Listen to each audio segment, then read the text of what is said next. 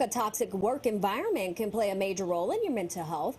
And if it's not handled the right way, it has the potential of getting worse. Yeah, it sure does. The people you work with every day can impact your emotional well-being, sometimes in a negative way.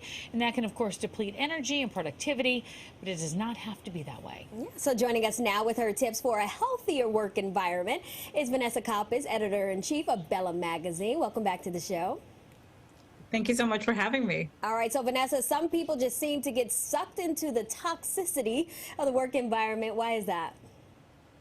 Some people like the drama, and some people like our negative Nellies, and they feel that because they may feel unhappy in the workplace will feed into that negativity to justify how they feel, but hopefully these tips will help everyone know that there is an alternative. I mean, work is supposed to be obviously productive and meaningful, but also fulfilling. Yeah, you want to get sucked up into that if it's all around you. So what do you think creates a toxic work environment? Lack of communication is number one. And, the power hungry bosses, right? The power hungry managers who feel like they have the last say. And it doesn't really create a healthy two-way street communication between who they're managing and the community itself. So you definitely want to encourage clear communication. Okay, let's talk a little bit more about that. Your first tip is obviously communication. What might that look like?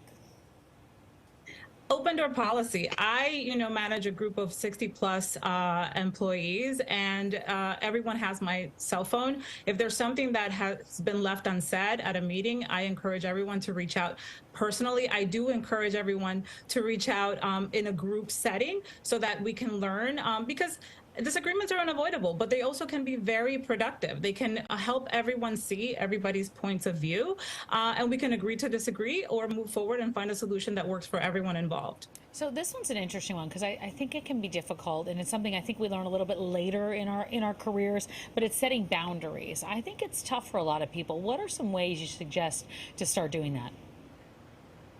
And especially in this industry, right? In the media Sure. industry, it's very difficult to really turn it off.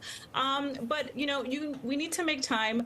If we have a work schedule within that time frame, it's work, and then make time to also do activities with our friends and our families, and for our managers and our supervisors to know, to set clear expectations that there are no requirements of answering emails during the weekend or answering, unless it's an emergency, which has happened, in our industry. It does happen. There's a story that needs to be told, but there is an understanding that no one is expecting anyone to answer emails on a Sunday morning, and setting and finding time to do things that are outside work related, so that you're able to have fun and disengage, and actually have some sort of work-life balance. All right, so some companies we know offer wellness programs.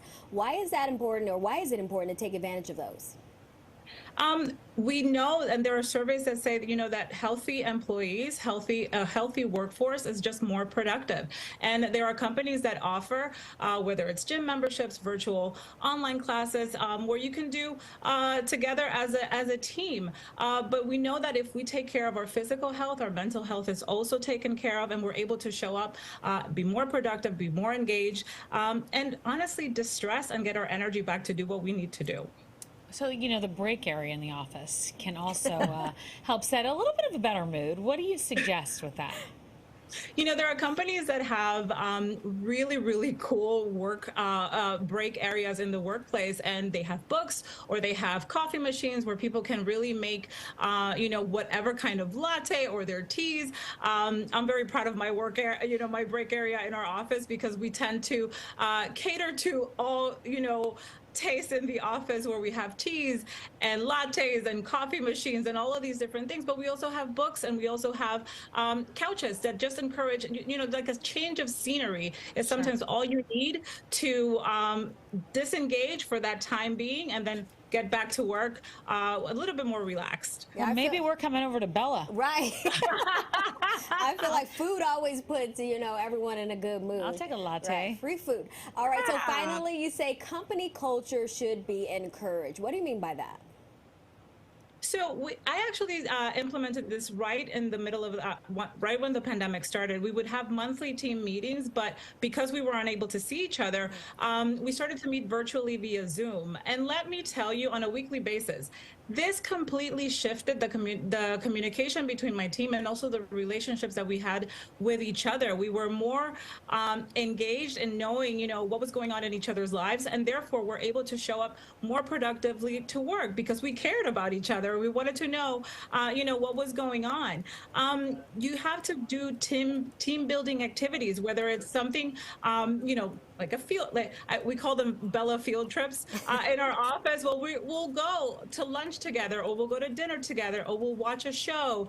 But our weekly meetings via Zoom have really helped to just establish that communication, that connection amongst the team. And I think that everybody should take a cue and do that, because it really does help. Yeah, it sounds like it does. Vanessa, always good to see you. Thanks for joining us. Thank you so much for having me. Have a great day. You too. Well, for more information or to see more of Vanessa's tips, follow her on Instagram at Vanessa Kappas.